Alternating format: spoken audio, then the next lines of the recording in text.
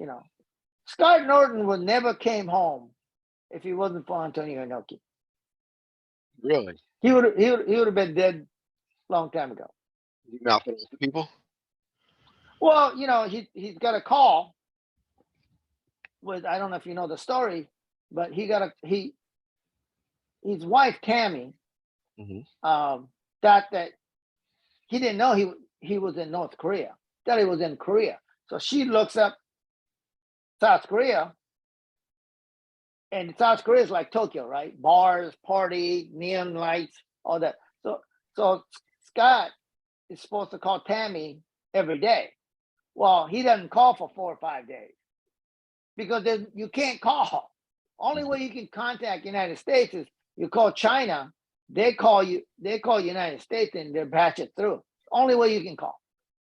So phone, he does that, picks up the phone and says, and his wife Tammy is just, I know you just partying every night. You don't call me. She's hot as heck. And Scott says, in his defense, he says, you don't understand, Tammy. This place is a shithole. There's nothing to do here. Phone goes dead. Next thing you know, there's a knock on the door. The people with a gun and a Secret Service person saying, why do you hate our country? They took him down the basement and interrogated him for like 3-4 hours. And the only way he came out of that is because of Antonio Inoki. I mean, you know what they did to the one kid for stealing the banner off the, he came back brain dead. Just think of what they would have done to Scott Norton. Yeah. So Only these, reason story, he's alive is because of Antonio Inoki. these stories you're telling me I'm having a blast. Before we go, can you just tell me why you left WCW? Well, no, I was terminated. I just signed a 2-year deal in August of '99. Mm-hmm. And September, they got rid of Eric and they brought in Russo. Okay.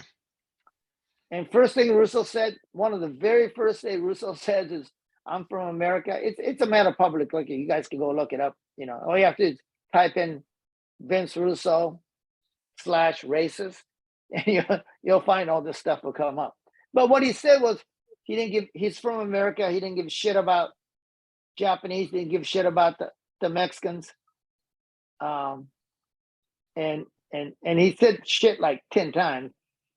Didn't give a shit about, and I'm from America, and I want to see America on my TV. And now you can say that, but he proceeded to fire all of us. And what he doesn't know is that New Japan, he killed a New Japan deal, which was $500,000. That's like left hand not knowing what right hands are doing, and it terminated my contract. So I said, I don't think you can do that in this country. So without you, there was no more New Japan deal. Yeah, the relationship went away. Muda came back and wrestled a couple times. After Russo realized, I think, what he did a couple of things. Another thing he said was that, blacks don't buy tickets. The wrestling fans are white. And you will never, ever, ever, ever see a black world champion in my TV. And what's really funny was after we complained and a lawsuit was filed, lo and behold, we had a black champion. This is awesome. Thank you so much for these stories. I'm loving them. If promoters want to find you, if people want to book you, what's the best way for them to reach you? Easiest way is, I'm in a Facebook. We can reach me through Facebook.